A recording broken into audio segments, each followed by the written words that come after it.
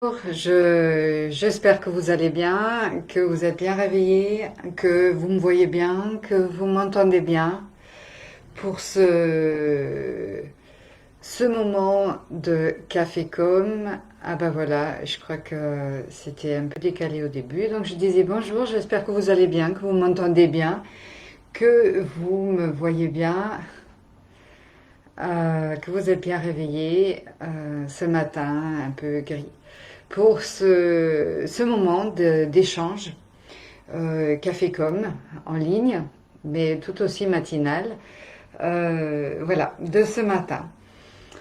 Donc, je suis Suzanne Ecker, Tria Évolution, et j'accompagne en tant que praticienne en psychothérapie, en tant que formatrice, coach et en tant qu'enseignante aussi en yoga. Depuis une vingtaine d'années, des personnes, des individus, des groupes en entreprise pour sortir, pour évoluer de la manière d'être en relation dont on a hérité, voilà, notre référentiel habituel, culturel, depuis très longtemps, que j'appelle oblique parce qu'il inclut toujours des relations qui sont pas, voilà, où il y a une différence de force, une différence de pouvoir dedans. Euh, euh, voilà, vers une manière nouvelle, différente, adaptée à la période actuelle et aux personnes qui l'habitent, aux jeunes, euh, que j'appelle donc du coup horizontale. Voilà, pas parce qu'il n'y a plus de différence de responsabilité, mais parce qu'il n'y a plus de différence de pouvoir. Euh, voilà, donc ces moments ne sont pas là pour donner des réponses ou pour enseigner la communication, mais pour nourrir une réflexion, pour vous faire du bien.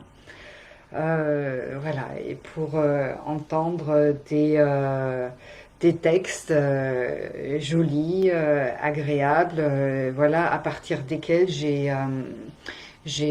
construit ces échanges. Donc des textes qui m'inspirent et qui expriment cette globalité indissociable pour moi de toute évolution. Voilà, le titre aujourd'hui, c'est accepter de ne pas comprendre. Accepter de ne pas comprendre, ça peut être aussi accepter de ne pas contrôler, on va voir ça. Et le sous-titre, c'est aussi une des citations, la vie est un travail qu'il faut faire debout. Bon, j'y reviens. Et je commence tout de suite avec la première citation, le premier poème, donc qui est un peu long, que j'ai choisi pour ce titre Accepter de ne pas comprendre.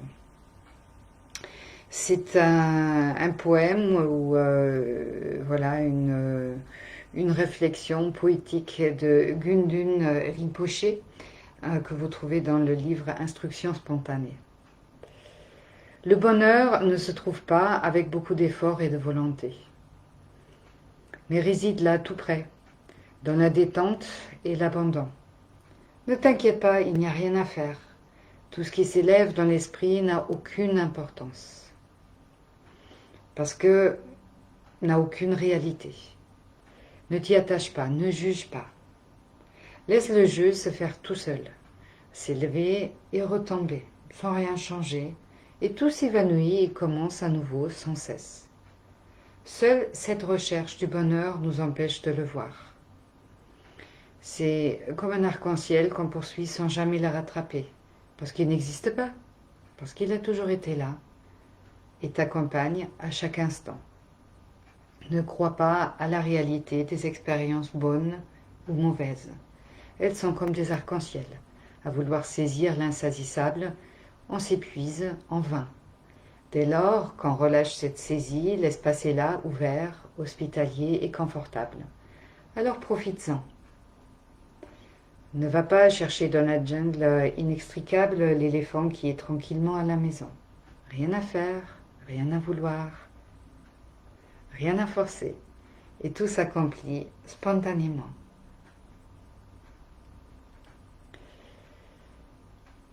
ça fait du bien le matin, hein, d'entendre, voilà, il n'y a pas de situation bonne ou mauvaise.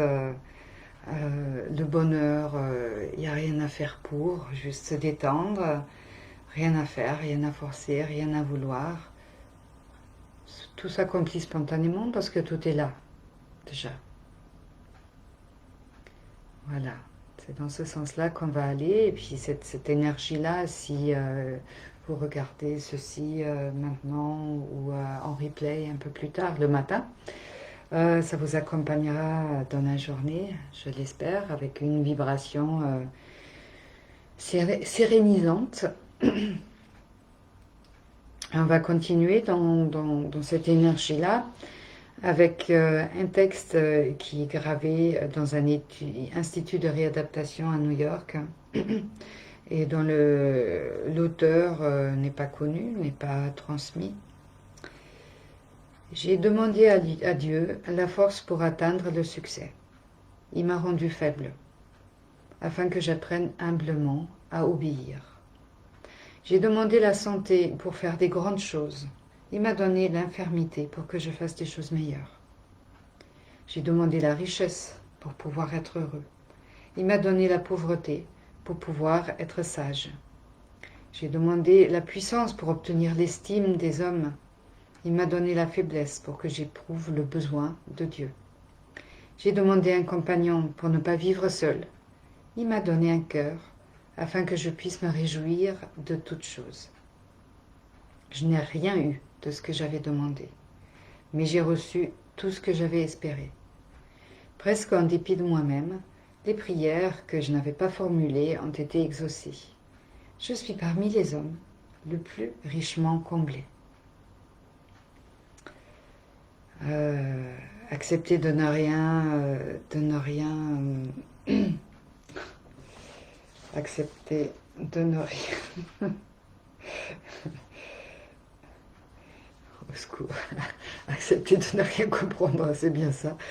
Voilà, donc il y a une personne qui parle de son expérience, qui est de demander des choses bien précises, qui culturellement sont reliées avec la croyance que c'est nécessaire, ces choses-là sont nécessaires pour le bonheur, pour bien vivre, pour avoir du succès dans la vie, pour se réaliser, on va dire. Voilà, la force, la santé, la richesse, la puissance, un compagnon aimant, et finalement qui témoigne, en tout cas pour exprimer ce qu'elle a envie d'exprimer, d'avoir reçu en apparence le contraire. La faiblesse, l'infirmité, la pauvreté, un cœur au lieu du compagnon. Voilà, pour finalement se rendre compte que ce n'est pas le contraire, parce que c'est exactement ce qu'elle a reçu qui lui permet de grandir à l'intérieur d'elle-même, à trouver l'accès à elle-même, à ses ressources, euh, pour, euh, pour, euh, pour être heureuse, finalement. Pour être bien, pour être heureuse. Pardon. Donc, accepter de ne pas comprendre, ben voilà. Par moment, on se demande pourquoi il y a des choses qui se passent, pourquoi on ne reçoit pas ce qu'on veut, pourquoi ce qu'on a prévu, ça ne se passe pas du tout comme on l'a prévu. Excusez-moi, mon téléphone il sonne et voilà. Et ben, je verrai ça plus tard.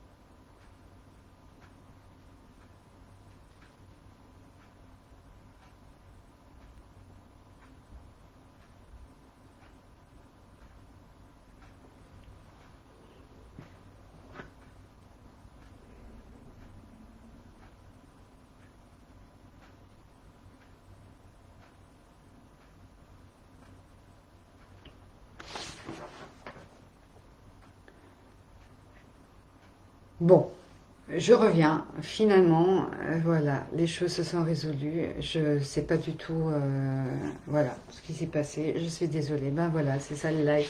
Je découvre hein, avec vous. Voilà, dans ce deuxième texte de cette personne qui conclut que justement exactement ce qu'elle a reçu, contrairement à ce qu'elle pensait avoir besoin, bah, l'a amené à réaliser des choses essentielles pour son bonheur dans la vie. Euh, et, euh, et ces deux citations donc assez longues nous ramènent à cette toute première que j'ai choisie comme sous-titre de l'échange aujourd'hui parce que je l'aime beaucoup. C'est la vie est un travail qu'il faut faire debout. Et ben voilà, c'est vrai que ça demande d'y être entièrement. Euh, quand on cherche à être fort et ben voilà, on tombe malade, quand on se dit tiens là je viens de recevoir de l'argent, ça va me permettre de faire des choses importantes pour des gens et finalement on doit en payer encore plus. Voilà, tous ces moments dans la vie où plaf, c'est difficile. Et, euh, et on a besoin de puiser dans nos ressources pour se dire, eh ben voilà, d'accord, là je comprends pas ce qui se passe, là c'était pas prévu, euh, comment je peux faire au mieux avec. Donc ça demande vraiment d'être bien dans ses bottes, hein, d'où cet intérêt d'être debout et de considérer ça tout à fait comme un travail essentiel hein, à mes yeux. Euh, cette vie. Voilà, un travail qu'il faut faire debout. Euh, Puis nous passons par une considération un peu différente qui va pas prendre beaucoup de place finalement dans cet échange de ce matin. Bien que, bien sûr, hein, il y a des dictons et des citations et des croyances, beaucoup, qui vont dans ce même sens, comme par exemple,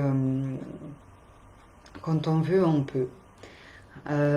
C'est en tout cas l'opinion de Winston Churchill qui dit là où se trouve une volonté, il existe un chemin. Euh, Ce n'est pas mon expérience, ce n'est pas le sujet que j'ai choisi pour ce matin, mais en tout cas, il y a une vérité là-dedans aussi, c'est tout à fait élaborable, hein, voilà, d'une manière différente. Là, aujourd'hui, ça va plutôt aller dans le sens, c'est pas exactement ça, je dirais pas ça comme ça, bien que je comprends peut-être ce qu'il peut vouloir dire, ou on pourrait aller dans ce sens aussi. On peut aller toujours dans tous les sens, hein, mais les remplir de sens, justement. Il y a un monsieur qui est moins connu, qui s'appelle Emmanuel Lopez, qui dit là où il y a une volonté et une espérance, il y a un chemin. Donc la volonté, on l'associe au mental, voilà, quand il y a cette croyance justement, quand on veut, on peut. Je décide, je serre les dents un peu, hein, ça va un peu dans le sens d'une contraction. Et je fonce. Et si je fonce suffisamment fortement et suffisamment longuement et sans vouloir autre chose, sans accepter autre chose et en serrant bien, et ben voilà, je vais y arriver. Je ne peux qu'y arriver. C'est un peu dur, C'est un peu dur, hein, ça va au-delà du travail, hein, c'est pas très gentil avec soi-même. Euh, et puis donc ce monsieur Lopez qui ajoute l'espérance. Donc l'espérance nous met en lien avec une autre qualité, avec une autre vibration, avec quelque chose qui a plus à faire avec le cœur, l'espérance. Quand il y a un chemin, quand il y a une volonté, donc le mental, et une espérance, donc le cœur, quand on pourrait dire peut-être il y a une vision, il y a une intention, il y a un rêve, il y a, il y a quelque chose qui m'attend, une espérance positive, voilà, quelque chose vers le quoi je chemine, peut-être avec des virages inconnus que j'avais pas prévus parce que j'accepte qu'on ne peut pas prévoir beaucoup de choses. Euh, mais il y a un chemin. Voilà, il y a un chemin. Il y aura un chemin. Je trouverai ce chemin. Je l'attends pas droit, mais je trouverai ce chemin. Euh, dans ce sens, voilà, on va aller un peu vers les Chinois avec leur intégration de ce qui semble contraire, de ce qui s'appelle paradoxe et de ce que j'aime beaucoup parce que Euh, cela intègre pour moi, disons, un paradoxe pour moi, ça se rapproche de la vie. Quand on se dit, mais là je comprends pas, je veux vraiment faire ça, et à chaque fois dans cette situation, je fais le contraire. Euh, Là, je me dis, je me rapproche de quelque chose qui, c'est vraiment moi ça. Si je regarde ça de plus près, je vais trouver quelque chose d'important pour moi, je vais trouver un endroit où je peux avancer. Euh, voilà, donc c'est Lao Tzu, donc qui dit celui qui a vaincu l'autre est fort. Seul celui qui s'est vaincu lui-même est puissant. Voilà, une puissance, c'est, je pense pour moi la puissance, ce qui me vient, c'est une notion de, on peut avoir de l'influence, pas en s'imposant, par la force justement, mais en tant qu'exemple. Hein, il y a quelque chose de l'ordre de ce qu'on appelle le charisme ou quelque chose qui rayonne, quelque chose qui inspire confiance chez la personne puissante. Celui qui a vaincu l'autre est fort, donc il a fait la preuve finalement hein, qu'il peut amadouer quelqu'un, qui peut imposer sa force, qui peut s'imposer, qui peut avoir une emprise sur l'autre. Mais seul celui qui s'est vaincu lui-même est puissant. Hein, donc là, cette force-là, on l'utilise justement pour être debout dans la vie qui n'est pas toujours facile, pour être face souvent à notre mental qui cherche à nous driver à travers la vie en nous disant souvent tu fais comme ça, serre les dents, ça va le faire, alors que, alors que voilà, il manque du cœur, il manque le bon guide peut-être, l'intuition, la douceur avec soi-même. Euh, et alors que quand on a réussi à donner sa juste place là à chacun, chacune de ces parties-là, à la volonté pour exercer, pour mettre en place, pour réaliser finalement ce que le cœur a décidé, ben là on est quelqu'un de puissant. On peut donner l'exemple pour une vie qui nous correspond. Chacun la sienne, bien sûr. Et nous continuons en fait dans ce sens-là avec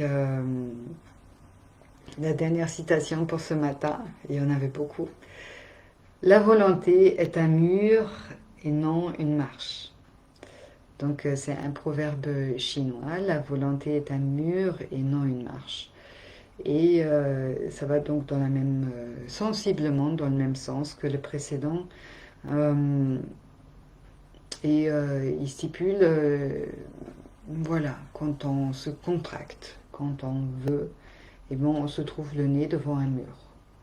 on n'accède pas de cette manière-là à la prochaine marche, à son chemin, donc à la prochaine possibilité de poser son pied. Le pied bute devant un mur, il y a quelque chose à lâcher prise. Hein, quand on bute, quand on tourne en rond, quand c'est difficile, quand c'est pas fluide, quand on est empêtré, souvent c'est des émotions et on ne veut pas parce que là on peut pas se le permettre, on a d'autres choses à faire, il faut avancer. Et ben souvent, ben, c'est juste impossible de continuer dans cette direction-là. Si l'intention est vraiment d'avancer, on a besoin d'accueillir ce qui est. Donc, d'accepter l'imprévu, l'incompréhensible, souvent,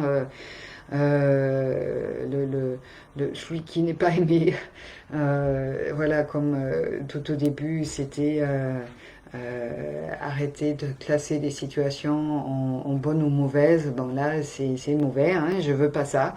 Je veux autre chose. Et ben non, ça marche pas.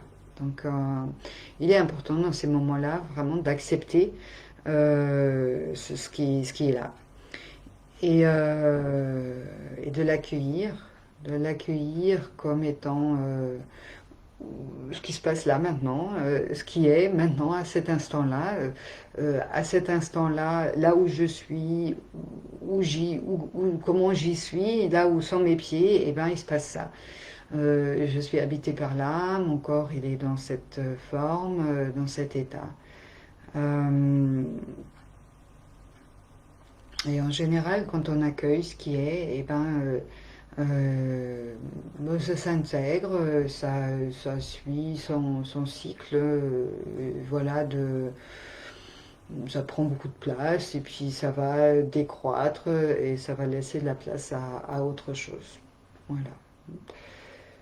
Donc, les citations qui m'ont inspiré pour vous, pour ce matin, qui vous inspireront peut-être pendant un petit bout de votre journée.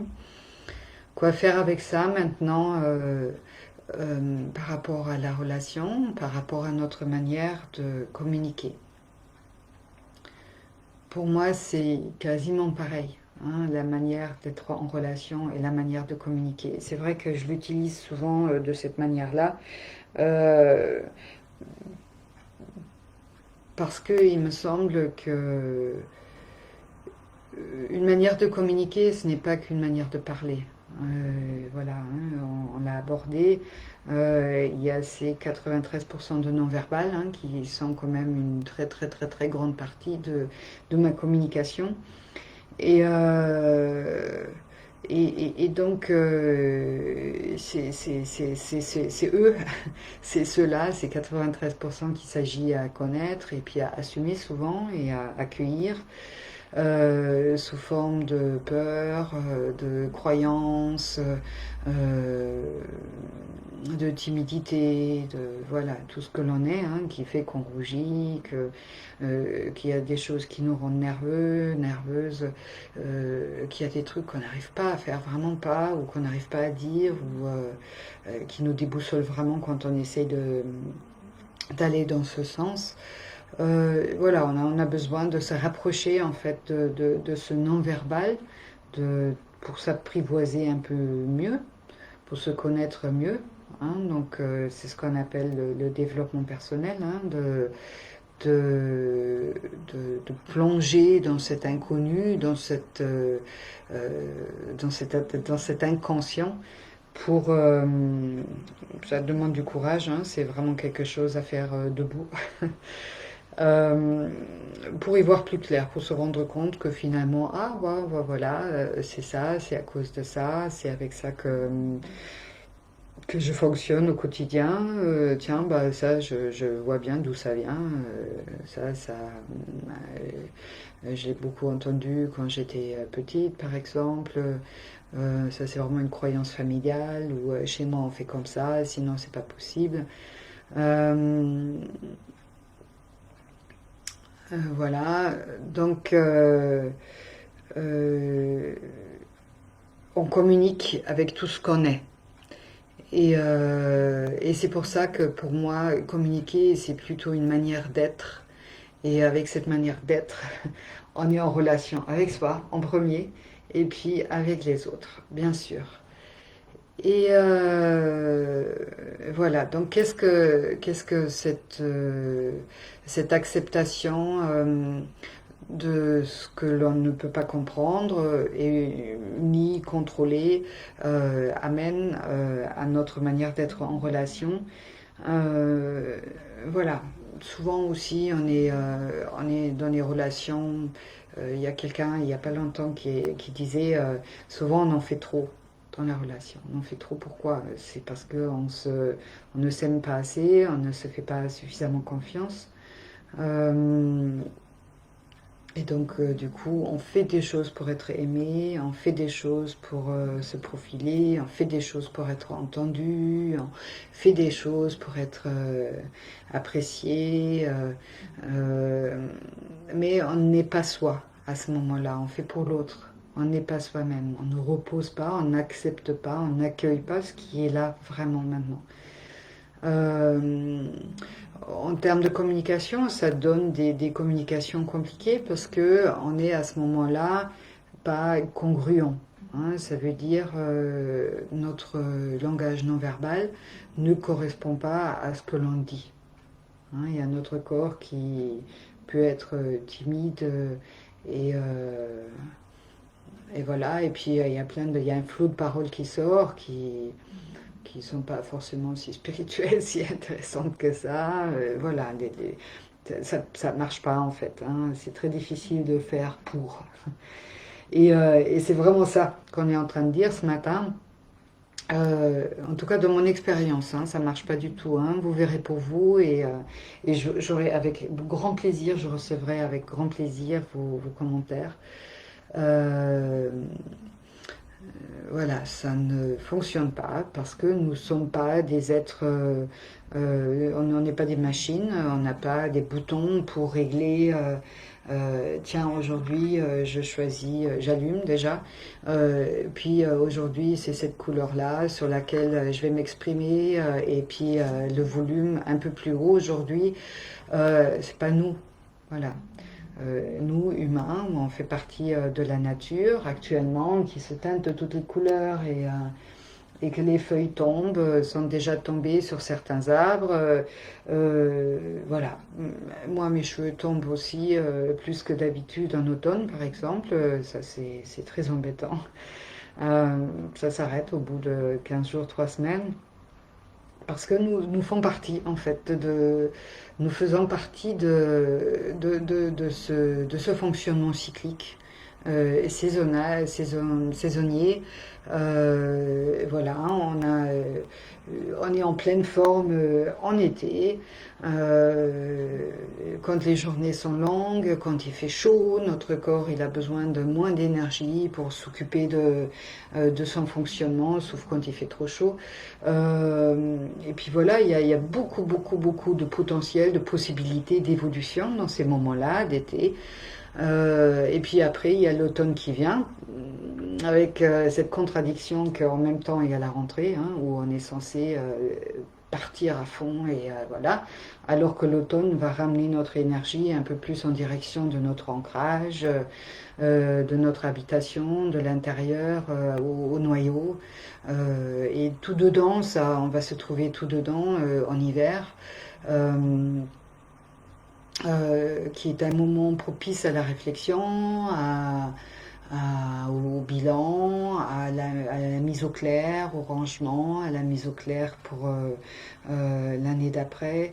Voilà, on va continuer cette démarche en printemps voilà, où là, pour le coup, il y a beaucoup d'énergie qui va nous permettre de sortir de cette hibernation et nous ouvrir pour l'été.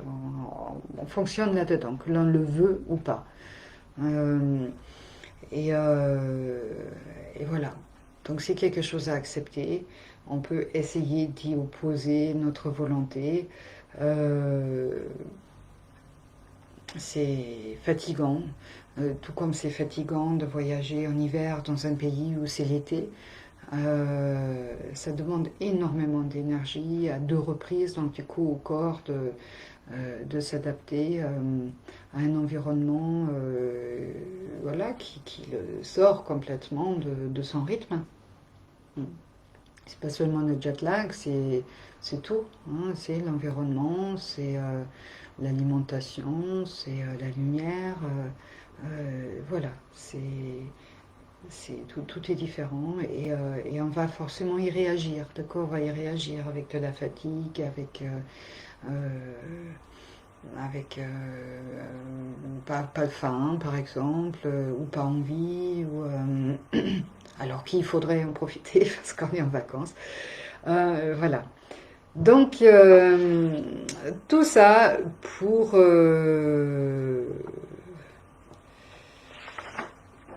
parler aujourd'hui de notre vie, de notre être, de notre travail sur soi, en lien avec la communication, avec la relation.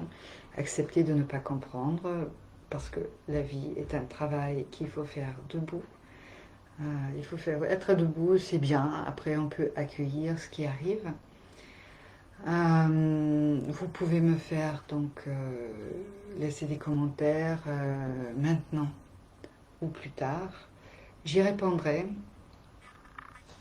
Et si vous souhaitez être tenu au courant des prochains cafés com et d'autres réflexions que je peux être amenée à partager, vous pouvez vous abonner à cette page Tria Évolution. Je répondrai à toutes vos questions. Je peux aussi les prendre en compte, par exemple, pour faire un live à un moment. N'hésitez pas. Passez une bonne journée. Donc c'était Suzanne Ecker, Tria Évolution, avec aujourd'hui le Café Com en ligne. Acceptez de ne pas comprendre. Je vous souhaite une belle journée. À bientôt.